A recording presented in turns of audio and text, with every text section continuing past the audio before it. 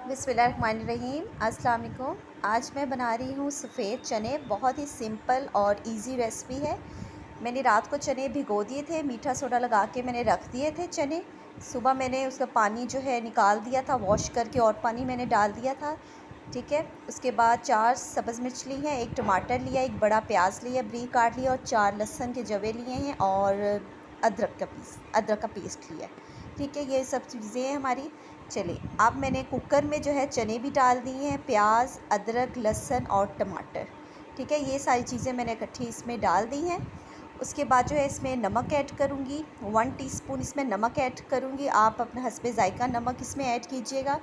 उसके बाद जो है आपने इसमें मैंने पानी ऐड कर दिया है। पानी आपने उतना ही ऐड करना है, देख लीजिएगा। 15 मिनट तक मैंने कुकर चलाना है, क्योंकि हमारे चने जो है उन्होंने भी गलना है।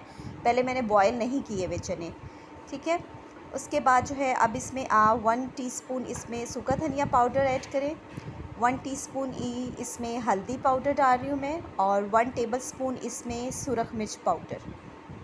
ये सारी चीज़ हमारी स्पाइसेस डाल गई हैं। अब मैंने 15 मिनट के लिए जो है कुकर लगा दिए। 15 मिनट के बाद जो है हमारे चने बिल्कुल गल चुके हैं। ये देखिए, मैंने खोला है कुकर। पानी बस हमारा है, उससे जो है हमने खुश्क करना है।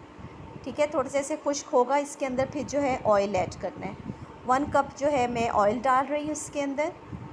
ठीक है, आपने जो है फ्लेम जो है नॉर्मल ही रखनी है। ठीक है, बस हमने खुश्क करना है, और अच्छी तरह हमने जो है इसकी भुनाई करनी है, ताकि पानी जो है हमारा खुश्क हो जाए और ऑयल जो है इसका निकल आए। इस टाइम पे अब इसमें मसूर की दाल मैं 2 टेबलस्पून और कलवंजी थोड़ी सी ऐड करूँगी। मसूर की दाल से ये होगा, ज़रा थिक सी इसकी ग्रेवी सी बन जाएगी। कुछ लोग जो है आलू भी मैश करके बॉईल करके वो डालते हैं, लेकिन मैं जो है मसूर की दाल इसमें डालती हूँ।